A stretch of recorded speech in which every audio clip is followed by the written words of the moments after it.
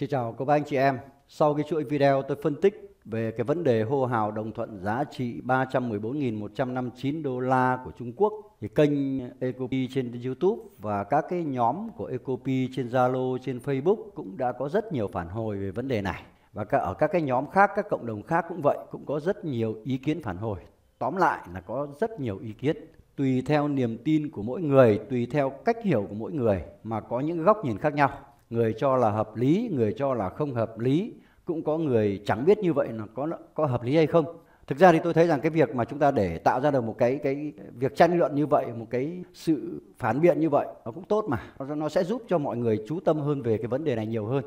Còn trong cái video ngày hôm nay tôi xin phép làm rõ những vấn đề có liên quan một chút nữa, và qua đó sẽ định vị cho đúng cái giá trị thực của Pi, đưa Pi trở về với cái bản chất vốn có của nó. Cho nên trong cái video ngày hôm nay thì tôi cũng sẽ đề cập thêm và muốn trở lại cái bản chất giá trị của Pi, bản chất giá trị của Pi.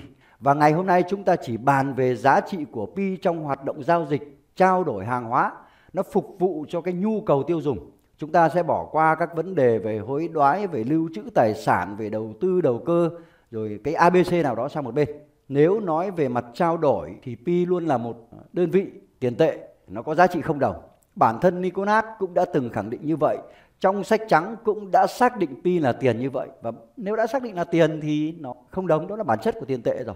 Chúng ta có thấy ai đã dùng tiền để đi mua tiền trong sinh hoạt đời sống hàng ngày hay không? Chẳng có ai đem tờ 500.000 đi ra chợ lại mua 500.000 đem về nhà cả. Đó là một hoạt động vô nghĩa, nó không tạo giá trị, mà thậm chí nó còn gây thiệt hại, mất công đi, mất tiền xăng, phải không ạ? Không ai tổ chức giao dịch buôn bán kiểu đấy cả. Cho nên về vấn đề định vị giá trị cho Pi thì chúng ta cần phải có một chút hiệu chỉnh lại về mặt tư duy để đưa Pi về đúng bản chất giá trị của nó. Và hiểu đúng bản chất theo cái hướng mà đúng bản chất giá trị của Pi đấy. Phải nói thế này, chúng ta không thể định giá trị được cho Pi. Thị trường không thể định giá trị được cho Pi. Bởi vì Pi luôn luôn nó có giá bằng không đồng. Con số 0 là một con số vô nghĩa, cho nên không thể định giá. Thế thì trở lại câu chuyện, lại có câu hỏi, nếu mà ông đã nói như vậy không thể định giá thì hóa ra tất cả những cái lập luận của ông trước đây về bao nhiêu đô nọ kia thành vô nghĩa à? Và bản thân chúng tôi sử dụng cái đồng Pi này nó cũng vô nghĩa à? Không phải, như trước tôi đã nói rồi. Trước tôi mượn giá trị để tôi làm rõ thôi. Còn nếu đúng hiểu chất, đúng bản chất về mặt lý luận, về mặt bản chất của nó đấy, đúng là như vậy. Chúng ta không thể định được giá trị cho Pi, thị trường không thể định được giá trị cho Pi. Đó, có thể sẽ có nhiều người cho rằng đây là một cái sự luẩn quẩn. Không phải đâu, chúng ta phải thế này. Giá trị của Pi chính là chức năng thanh toán, chức năng hối đoái, chức năng lưu trữ mà tôi đã từng phân tích trong các cái video phân tích về chiến lược của Pi trước đây rồi. Tại sao lại chúng ta không định được giá trị cho Pi? Tại sao thị trường không định được giá trị cho Pi ấy? Thì chúng ta phải thấy thế này. Nhiều người nói rằng hãy để thị trường quyết định giá trị của Pi. Điều này là sai mất rồi. Bởi vì Pi làm gì có giá trị đâu. Mà là gì, phải hiểu đúng này. Thị trường quyết định giá trị của hàng hóa. Thị trường quyết định giá trị của hàng hóa nó như thế nào? Nó quyết định theo quy luật cung cầu. Cung tăng mà cầu giảm thì giá trị của hàng hóa giảm. Tức là tương đương với giá trị của tiền tệ sẽ tăng. Cung giảm mà cầu tăng thì giá trị hàng hóa sẽ tăng. Khi mà một thị trường quá khan hiếm hàng hóa thì người ta sẽ cái người bán ấy không cần nâng giá bán, thì tự bản thân người mua cũng sẽ tự hình thành những cái việc tranh giành nhau để mua. Ví dụ như các bạn thấy cái biểu hiện mà tranh giành nhau để mua, thậm chí dẫn đến gọi là đầu tư để làm, đó là các hoạt động đấu giá những cái sản phẩm mà đồ cổ hoặc là những sản phẩm rất là giá trị. Thì đấy là cái mức độ gọi là cầu thì rất cao nhưng mà cung hiếm, cung cả thế giới có một cái thôi chẳng hạn. Nhưng nếu có cả chục tỷ phú muốn sở hữu thì nó sinh ra cái là cầu rất là cao. Thì lúc này xảy ra cái việc đấu giá. Đấy, thậm chí nó gọi là đấy là đỉnh cao của cái việc là cung thấp mà cầu cao, hay là cầu thấp mà cung cao. Ví dụ như cái chuyện mà tôi thấy những cái mùa giải cứu nông sản ở chỗ nhà tôi, cứ lâu lâu lại đoàn thanh niên, lâu lâu lại hội phụ nữ, lâu lâu lại hội cựu chiến binh xách rau cải bắp và su hào vào cho cũng không ăn nổi, cho rồi cũng lại phải vứt ra sọt rác, cho rồi cũng cuối cùng lại làm áp lực cho môi trường. Và cũng đỉnh cao của cái việc là gì? Cầu giảm mà cung tăng ấy, cung nó nhiều quá đấy, thì lúc này là gì? Giá trị của phương tiện thanh toán là bằng không luôn, bởi vì tôi chả mất đồng nào. Tóm lại cho rồi tôi còn không muốn lấy. Đó. Thì đấy là cái mà thị trường quyết định giá trị của hàng hóa. Thế còn ở mức bình thường gọi là trao đổi ngang giá trị thì khi thị trường quyết định giá trị của hàng hóa thông qua một phương tiện thanh toán. Ở đây nếu ta nói thì ở đây ta phải nói là thị trường sẽ quyết định hàng hóa chứ không quyết định giá trị của Pi, mà chỉ dùng giá trị của hàng hóa, dùng Pi để đo giá trị của hàng hóa trong giao dịch. Đấy, thì lúc này nó chính là thể hiện cái chức năng thanh toán của tiền tệ của cái đồng Pi này. Và chúng ta muốn thấy được cái giá trị của Pi thì chúng ta phải nhìn qua cái chức năng thanh toán này. Tức là thị trường và bản thân chúng ta, thị trường không thể quyết định được giá trị của Pi mà quyết định giá trị của hàng hóa. Còn cái quyết định giá trị của hàng hóa thế nào thì thông qua cái công cụ đo lường là Pi. Đấy mới là bản chất, đấy mới đúng là bản chất tiền tệ của Pi. Cho nên đừng có nói bao nhiêu đô ở đây. Bao nhiêu đô trước đây tôi cũng nói, nhưng đó là cách mà nói để diễn giải cho nó dễ hình dung đối với một số người thôi. Nhưng nếu nói về mặt lý luận và về bản chất ấy, nó phải là như vậy. Thế thì để làm dễ hình dung thì chúng ta cũng lại nêu một cái ví dụ thế này này. Trên một cái sàn giao dịch nào đó, nó có cái hoạt động giao dịch bán hàng và sử dụng một cái phương tiện thanh toán mang tên Pi. Thế thì cùng một loại hàng hóa, người A sẽ niêm yết giá 1 kg gạo là 1 Pi, người B sẽ niêm yết 1 kg gạo là 2 Pi. Như vậy khi khách hàng vào đó, người ta sẽ thấy rằng là cái người B này bán đắt, người A bán rẻ và khách hàng sẽ mua của người A. Thế thì qua cái ví dụ trên, chúng ta thấy thị trường đang định giá cho Pi hay định giá cho hàng hóa, mà cụ thể ở đây là cái kg gạo. Nếu nói thị trường đang định giá cho Pi thì chỉ có thể hiểu là giá trị của Pi tương đương với 1 kg gạo. Bởi vì ở trong cái ví dụ này chúng ta đã thấy này, vì khi ở mức đồng thuận đó, cái mức đồng thuận là 1 Pi 1 kg gạo đó nó phát sinh giao dịch, tức là nó là một giao dịch thật, cho nên nó có tính thanh khoản. Và còn cái giao dịch mà 1 Pi tương đương với 0,5 kg gạo kìa, tức là 1 kg gạo 2 Pi đấy, thì nó không phát sinh giao dịch, cho nên nó không được coi là định giá. Đấy là trường hợp thứ nhất, tức là nếu thị trường định giá cho Pi thì chỉ có thể định giá 1 Pi tương đương với 1 kg gạo. Còn nếu thị trường định giá cho hàng hóa thì chúng ta cũng sẽ xác định được 1 kg gạo có giá trị bằng 1 Pi. Còn ở cái giao dịch 1 kg gạo có giá trị 2 Pi kia kìa, nó không khả thi, nó không được thực thi, nó không thực hiện được, cho nên nó không được định giá. Bản chất cốt lõi của Pi chính là ở chỗ này, và ta hiểu rằng 1 Pi bằng 1 kg gạo hay 1 kg gạo bằng 1 Pi cũng được. Nếu như khi đã hiểu bản chất rõ rồi thì hiểu thế nào cũng được, xuôi hay ngược cũng được. Đó là bản chất giá trị khi chúng ta nói về định vị của Pi. Còn nếu như trong ví dụ trên, người A không niêm yết 1 nữa mà người A cũng niêm yết giống như người B, đó là 2 Pi cho 1 kg gạo, thì lúc này giá trị 1 Pi sẽ tương đương với 0,5 kg gạo hoặc 1 kg gạo tương đương với giá trị 2 Pi. Đấy. Và quý vị để ý này, thế thì cái việc mà đồng ý trao đổi hay không, ở đây có diễn ra giao dịch hay không ấy, đó là sự đồng thuận. Và chúng ta sẽ nhìn thấy quá trình đồng thuận nó cũng diễn ra như trong cái ví dụ trên về việc đồng ý mua hay không mua, đồng ý bán hay không bán. Trong phạm vi một giao dịch cũng vậy, mà toàn bộ trong một thị trường cũng vậy. Cuối cùng là cả một cái thị trường này đồng ý là 2 Pi 1 kg gạo, thì đó là đồng thuận. Đó là đồng thuận dùng Pi về giá trị của Pi đo lường. Thế nhưng nếu như chúng ta hiểu xuôi cũng được như vậy, hiểu ngược cũng được như vậy, thì lấy cái gì ra để phân biệt đâu là phương tiện thanh toán và đâu là hàng hóa? Thì tôi nói thêm về cái phương tiện thanh toán và hàng hóa như thế này này. Trong một giao dịch hay một nền kinh tế, phương tiện thanh toán được coi là công cụ xác định giá trị cho hàng hóa. Vậy thì ở trong cái ví dụ trên ấy, nếu nói Pi có giá trị 1 kg gạo thì Pi sẽ là hàng hóa và gạo sẽ là phương tiện thanh toán. Còn nếu nói 1 kg gạo có giá trị là 1 Pi thì Pi lại là phương tiện thanh toán, còn gạo là hàng hóa. Nhưng chúng ta phải phân biệt, trong một nền kinh tế, phương tiện thanh toán nó phải thống nhất. Có thể có nhiều hình thức khác nhau nhưng phải quy về một quy chuẩn giá trị.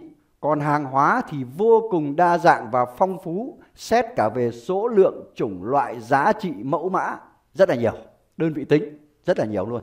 Thế thì chúng ta hãy quan sát xem trong một nền kinh tế nào đó, trong mọi nền kinh tế trên thế giới này, trong thời điểm hiện nay, thì chúng ta có thấy rằng có phải là phương tiện thanh toán dù ở tiền mặt hay là tiền chuyển internet banking, cái dạng tiền điện tử ấy, hay là séc hay là phiếu chi hay là ngân phiếu hay là hóa đơn hay là hợp đồng hay là giấy ủy nhiệm chi, nhưng cuối cùng người ta vẫn phải quy về một đơn vị tiền tệ nào đó. Mặc dù cái phương tiện thanh toán khác nhau nhưng phải có một quy chuẩn giá trị và đơn vị tiền tệ thống nhất. Và chúng ta thấy rằng nó vẫn ít hơn hàng hóa, nó ít hơn rất là nhiều so với hàng hóa.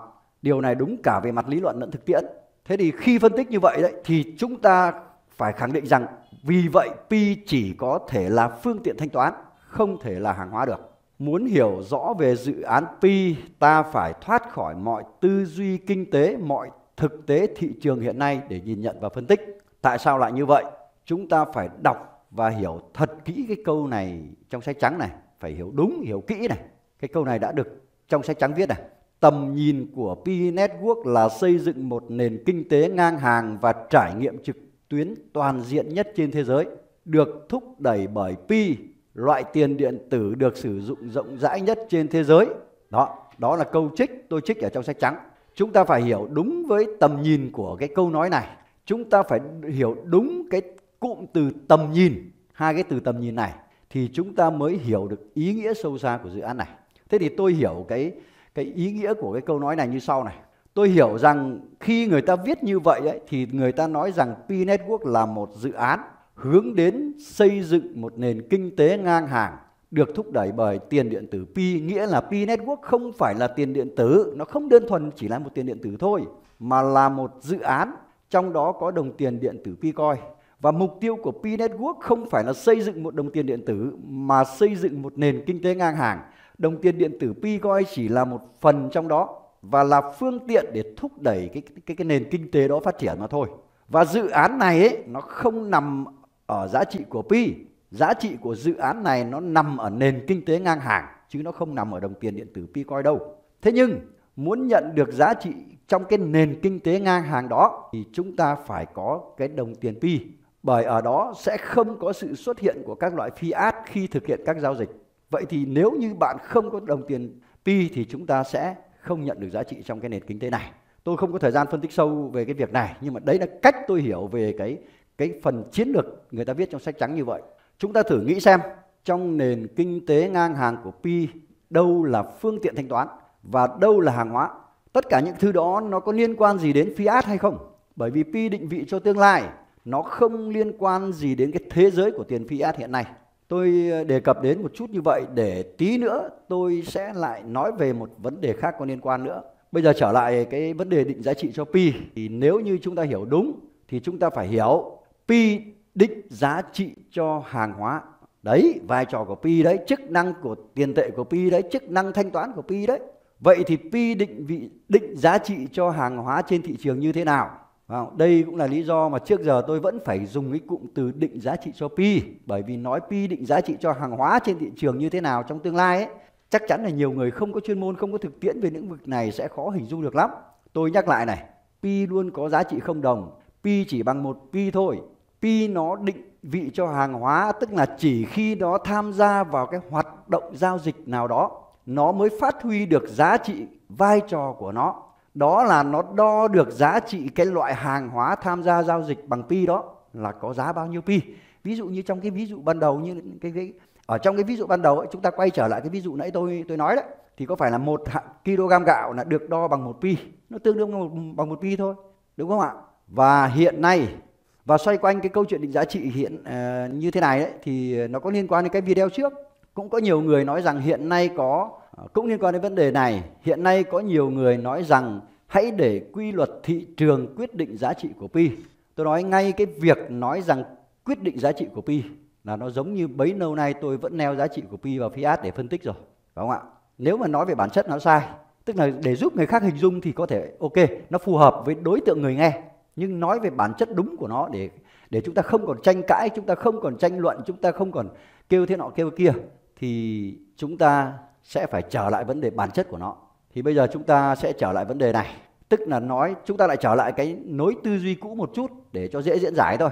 Giả sử nhá, tôi nói là nãy tôi đã khẳng định là thị trường là không thể định giá trị được cho Pi rồi, nhưng bây giờ để diễn giải thì chúng ta quay trở lại cái nối tư duy cũ một chút. Giả sử thị trường có vai trò định giá trị được cho Pi thì hiện nay cái thị trường hiện nay này cũng không thể định giá trị cho Pi được. Nếu ví Pi là một con cá, còn thị trường là môi trường con cá đó sống, thì chúng ta sẽ thấy Pi nó giống như con cá nước ngọt, còn thị trường hiện nay nó giống như là môi trường nước mặn vậy.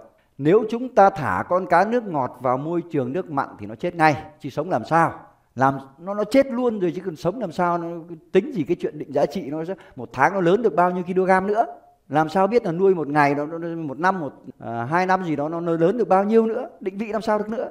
Nó chết toi mất rồi còn đâu. Cho nên chúng ta hình dung này, chúng ta đang được Picotim giao cho cá giống trong tay. Nó sống hay nó chết là do chúng ta thả vào đúng môi trường của nó hay không. Môi trường của Pi là nền kinh tế ngang hàng chứ không phải là nền kinh tế kim tự tháp hiện nay. Cho nên chúng ta nói rằng nếu như tôi mới giả sử là thị trường có thể định được giá trị cho Pi chăng nữa, thì chúng ta dùng thị trường hiện nay mà định giá trị cho Pi là cũng không đúng rồi. Pi viết rất rõ, ngay từ đầu sách trắng, ngay đoạn đầu sách trắng thôi đã viết rất rõ rồi. Tôi nói thật, nhiều người đọc sách trắng nhá, thường bỏ qua đoạn đầu, vì nó viết cái gì tầm nhìn chiến lược cái gì đó mông, không để ý đâu, không phân tích đâu, chỉ chú tâm đến việc hướng dẫn cài Pi bao giờ mainnet, khi mainnet là có bao nhiêu giá trị là bao nhiêu đô, rồi đổi được bao nhiêu hàng, có những ai vào đấy không, hệ sinh thái thế nào, chỉ chăm đến hướng đến cái mong muốn của mình tìm hiểu, đó là lợi ích thôi. Chứ ít người phân tích về mặt chiến lược này lắm, mà chiến lược là cái quyết định. Đó là một cái mà rất nhiều người mắc phải chứ không phải là không đâu.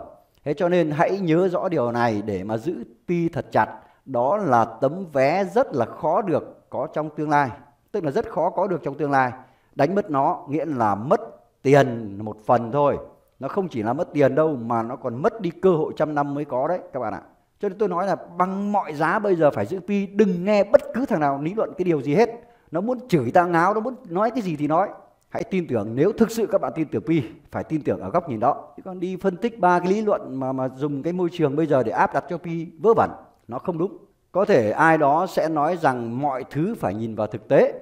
Thưa quý vị, thực tế của Pi là gì? Thực tế của thị trường hiện nay là gì? Chúng ta có biết được thực tế Pi đang là con cá nước ngọt không? Còn thị trường hiện nay đang là môi trường nước mặn không? Tại sao tôi lại nói như vậy? Bởi vì tôi lại nhắc lại sách trắng một lần nữa. Sách trắng đã nói rồi, Pi sinh ra để cho tương lai. Tôi muốn nhắc lại câu này một lần nữa trong sách trắng để mọi người nhớ này. Tầm nhìn của Pi Network là xây dựng nền kinh tế ngang hàng và trải nghiệm trực tuyến toàn diện nhất trên thế giới, được thúc đẩy bởi Pi, loại tiền điện tử được sử dụng rộng rãi nhất trên thế giới. Bạn hiểu thế nào là tầm nhìn chứ?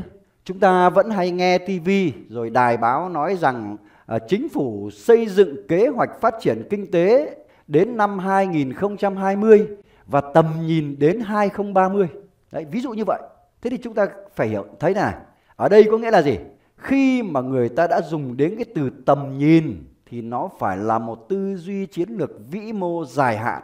Và dù trong quá trình thực thi thực hiện vẫn phải làm từ công việc nhỏ nhất, nhưng công việc nhỏ đến đâu, chi tiết đến đâu, manh mún đến đâu, ngắn hạn đến đâu thì chúng ta cũng vẫn phải gắn với cái tầm nhìn vĩ mô này. Bởi vì cái tầm nhìn vĩ mô này nó chính là kim chỉ nam, là la bàn định hướng cho tất cả mọi người trong cái dự án đó để thực hiện một cái mục tiêu chiến lược đó. Chứ không có chuyện là bây giờ định hướng như thế, định hướng xây dựng nền kinh tế ngang hàng mà bây giờ cứ mang cái thực tế của cái nền kinh tế hiện tại vào đây để coi đấy là thực tiễn. Sai. Và bây giờ chúng ta trở lại vấn đề định giá, cái thị trường định giá cho Pi. Thực tế hiện nay chúng ta thấy đúng là thị trường đang định giá cho Pi. Thực tiễn nhá, nó đang diễn ra thì đúng là thị trường đang định giá cho Pi. Định giá theo cái tư duy cũ, định giá theo cái kiểu tư duy Pi là hàng hóa, định giá theo kiểu Pi là bao nhiêu tiền. Ngay cả những người đem hàng hóa ra trao đổi vẫn là đang đem tư duy thị trường định giá cho Pi. Tôi khẳng định tất cả những ai đang thực hiện giao dịch hiện nay là đang đem con cá nước ngọt mang tên Pi thả vào nước biển, thả vào môi trường nước mặn. Tại sao lại như vậy? Quý vị sẽ hỏi tại sao, đúng không ạ? Chúng ta phải thế này, hỏi lại như vấn đề, lật ngược lại vấn đề thế này. Thị trường là gì? Thị trường do ai tạo nên? Và chúng ta hiểu rằng thị trường là nơi mà diễn ra các hoạt động giao dịch, đúng không? Hoạt động đó do con người tạo nên, đúng không? Thưa quý vị, thị trường hiện nay là thị trường của phương tiện thanh toán mang tên Fiat hay là thị trường mang tên Pi? Quý vị trả lời câu hỏi này đi. Quý vị hãy trả lời rằng thị trường hiện nay là thị trường của phương tiện thanh toán mang tên fiat hay thị trường của phương tiện thanh toán mang tên Pi. Chúng ta biết rằng thị trường khả dụng khi nó có nhu cầu khả dụng, đúng không ạ? Cái mà người ta hay đem ra đo GDP đó. Vậy thì nhu cầu hiện nay khả dụng đối với Pi hay đối với fiat? Chúng ta đặt lại câu hỏi, đặt lại vấn đề. Thị trường hiện nay khả dụng đối với Pi hay đối với fiat? Và nhu cầu của chúng ta hiện nay được kiến tạo nên bởi Pi hay bởi fiat? Tất cả nhu cầu hiện tại của chúng ta nó đang hiện hữu hàng ngày. Các bạn cho rằng là đó là thực tế cuộc sống, đó là thế nọ thế kia, thì cái đó nó được tạo nên bởi Pi hay bởi fiat? Nó được tạo nên bởi fiat thì phải dùng fiat mà giải quyết nó. Tại sao chúng ta lại đem dùng Pi? Chúng ta đang làm sai. Thị trường mà Pi Network hướng tới đó là thị trường của nền kinh tế ngang hàng. Nó đã có chưa? Quý vị nhìn xem là cái thị trường của nền kinh tế ngang hàng này nó đã có chưa? Chúng ta hãy dùng cái tư duy phản biện. Hãy tự mình thoát khỏi sự ham muốn của chính mình để nhìn nhận mà phân tích vấn đề. Tôi muốn nói với quý vị rằng mọi lý luận dùng quy luật thị trường hiện nay mà để áp dụng cho Pi ấy, là một sự ngụy biện hoặc là một nhận thức sai lầm. Làm gì có chuyện đấy. Chúng ta hãy định vị rõ cái vai trò của mình là một pioneer, vai trò của một thành viên trong cộng đồng. Nhiệm vụ chính của chúng ta là phát triển cộng đồng, khai thác càng nhiều Pi càng tốt. Nếu ai có điều kiện thì cống hiến cái máy tính để chạy nốt. Và cuối cùng ấy là phải hiểu thật rõ về Pi, hiểu rõ bản chất giá trị của Pi để mà đồng thuận, để làm sao nó đạt được cái kết quả cao nhất có thể. Nó phù hợp với lại về lý luận và thực tiễn và các những hoạch định chiến lược trong tương lai. Đấy là cái việc mà chúng ta phải định vị. Trong một tổ chức, trong một cái nhiệm vụ, một cái công việc nào đó mà không xác định được cái vai trò, cái nhiệm vụ của mình, không thực hiện được cái chức năng nhiệm vụ của mình ấy, thì không bao giờ làm được nó kết quả. Đấy là điều chắc chắn luôn. Cho nên việc đồng thuận Pi bao nhiêu là quyền của mỗi người. Với những gì tôi nhận ra ở Pi và chia sẻ trên đây, tôi vẫn giữ quan điểm luôn luôn ủng hộ đồng thuận giá trị cao. Hiểu biết của mọi người về Pi như thế nào, mọi người hãy đồng thuận Pi như vậy. Nhưng tôi dám khẳng định rằng những việc làm của tôi chắc chắn không bao giờ gây hại cho Pi và cũng chẳng gây hại gì cho cộng đồng hết. Những ai hô hào đồng thuận thấp thì có thể gây hại, có thể không. Nhưng tôi ủng hộ đồng thuận cao thì không bao giờ gây hại. Tôi ủng hộ đồng thuận cao nếu sau này nó cao thì rất là tốt. Nó thấp cũng chẳng sao, chẳng ai mất gì, không ai thiệt hại gì cả. Chỉ có tôi là người mang tiếng, thiên hạ bảo tôi ngáo. Ok, việc đó không sao. Nhưng nếu đồng thuận thấp và sau này giá trị thấp thì cũng bình thường, chẳng sao cả. Nhưng nếu nó mà cao thì ai mà ủng hộ đồng thuận thấp thì chẳng những hại bản thân mình. Tức là ủng hộ đồng thuận thấp thì không những hại bản thân mình mà còn hại cả người khác. Đấy là tôi nói về những cái người pioneer chân chính thôi. Còn những cái người mà hô hào đồng thuận, ủng hộ đồng thuận giá trị thấp ấy, mà mang tiếng có chủ đích để tư lợi cá nhân ấy, thì tôi xin phép miễn bàn ở đây. Cái lý lẽ đơn giản như thế thôi mà không hiểu được thì cũng chịu. Tôi nói rất là đơn giản nhé. Cái này trẻ con lên 3 nó cũng biết, chứ đừng có nói là người lớn. Tôi nói thật, đừng để lòng tham vận hành ở đây và đừng để sự mê muội. Lòng tham mà nó trỗi dậy đấy, chỉ cần người khác người ta tác động về thế nọ thế kia thôi, bị ngay, nó dẫn dụ về mặt tư duy ngay, nó dẫn dụ theo hướng ý của nó ngay. Cho nên quý vị thực sự tỉnh táo đoạn này. Và tôi nói như thế này thì tất cả những người mà ủng hộ đồng thuận giá trị thấp ấy là không thích đâu. Tôi nói thật với quý vị là không thích đâu. Nhưng mà tôi vẫn phải nói. Tôi muốn chia sẻ cái hiểu biết của tôi về Pi và giá trị của nó. Đến đây chúng ta cần lưu ý một vấn đề nữa. Nếu vẫn chưa hiểu rõ được giá trị của Pi theo hướng là 1 Pi bằng 1 Pi, chưa hiểu rõ thế nào là thị trường định giá trị cho hàng hóa thông qua phương tiện thanh toán Pi, thì quý vị xin hãy xem lại video này một lần nữa chậm rãi và tập trung. Bởi vì phải hiểu rõ cái điều đó thì chúng ta mới hiểu được tại sao Pi phải ổn định ở một mức giá trị. Pi sẽ không bao giờ có cái chuyện xác lập ban đầu một giá trị nào đó rồi biến động tăng dần theo thời gian. Không bao giờ có chuyện đó. Sẽ không bao giờ có chuyện này. Không bao giờ có chuyện tháng này 1 kg gạo là 1 Pi, tháng sau là 2 Pi, rồi tháng sau nữa lại là 2,5 Pi hoặc là 1,5 Pi. Thậm chí theo năm cũng không bao giờ có chuyện đó. Theo 5 năm, 7 năm chưa chắc đã có chuyện đó. Sẽ không có chuyện biến động như vậy. Biến động như vậy là sự biến động của lạm phát hoặc lạm phát cao, thậm chí là lạm phát phi mã. Như vậy thì cần gì Pi? Fiat nó đang diễn ra như vậy rồi, cần gì phải Pi, cần gì phải nỗ lực 3 năm qua phải làm. Cần gì phải định hướng gì chiến lược trời ơi ở đâu? Cần gì phải làm cho 35 triệu con người ngóng dài cổ ra mà chờ? Đâu có cần. Tôi khẳng định này, nếu như nó có biến động thì phải nói là nó dao động thôi. Biến động thì nó lớn, dao động thôi. Thì dao động cũng rất nhỏ so với cái giá trị hàng hóa mà nó tham gia vào cái quá trình định vị, định giá trong giao dịch. Rất nhỏ so với cái giá trị hàng hóa mà nó tham gia với cái vai trò là thước đo. Kiểu như là cái thước sắt ấy, thì nó chỉ giãn nở 1/1000, 10.000 theo cái chiều dài của nó thôi. Tức là nó bị tác động rất là nhỏ bởi nhiệt độ, bởi điều kiện nọ điều kiện kia, nhưng mà rất là nhỏ thôi. Nhưng cái dây thun ấy giãn nở gấp 5 gấp 10 lần như vậy bởi tác động rất đơn giản. Cái thước sắt thì kéo hết mức nó còn không ra, dùng lực kéo rất là mạnh thì biến động rất là nhỏ thôi. Nhưng cái dây thun ấy chỉ kéo nhẹ một cái là nó nở gấp 5 gấp 10 lần rồi. Thế thì nếu như pi mà nó biến động ấy, thì nó không khác như cái dây thun. Không có ai dùng dây thun làm thước đo cả. Và nếu như nó biến động như vậy thì pi đã không đi đúng với những gì đã định vị ban đầu rồi. Tất cả chúng ta đang cùng nhau xây dựng một tòa lâu đài mang tên pi. Tất cả nó phụ thuộc vào chúng ta đó. Chúng ta hãy nhớ rằng Nicolas đã nói rồi, dự án này là dự án lấy con người làm trung tâm. Và chúng ta hiểu rằng Pico Team chỉ là người thiết kế lên bản vẽ và họ giữ cái vai trò giám sát thi công cái công trình, cái tòa lâu đài này thôi. Còn thi công nhanh hay chậm là do chúng ta, thi công đẹp hay xấu là do chúng ta, thi công bền vững hay không, tốt hay không là do chúng ta. Tất cả là do chúng ta, chứ đừng có nói là với cái vai trò của chúng ta ở trên kia. Ở đây chúng ta nó bao gồm cả hệ sinh thái sau này, cả những nhà cung cấp sau này. Chứ còn bản thân các pioneer đơn thuần như chúng ta thì chỉ thực hiện mấy cái nhiệm vụ như trên tôi nói thôi. Đấy, còn các nhà cung cấp mà sau này đặc biệt là những ông lớn người ta tham gia vào, không có kiến tạo nên giá trị. Pico Team chỉ là người thiết kế bản vẽ thôi. Đó là như vậy. Tóm lại, video hôm nay là dùng tư duy của hiện tại để phân tích những gì trong tương lai. Tôi vẫn phải lấy ví dụ của hiện tại để minh họa cho những gì trong tương lai. Nên thực sự rất là khó diễn giải một cách rõ ràng mạch lạc. Nếu như có điều gì mà chưa rõ, xin hãy vui lòng comment xuống dưới để chúng ta cùng nhau trao đổi trên tinh thần thẳng thắn. Và sau rất là nhiều dự định triển khai các hoạt động thiết thực, nhưng mà hành lang pháp lý ở Việt Nam chúng ta chưa cho phép, cho nên tôi vẫn phải dừng lại.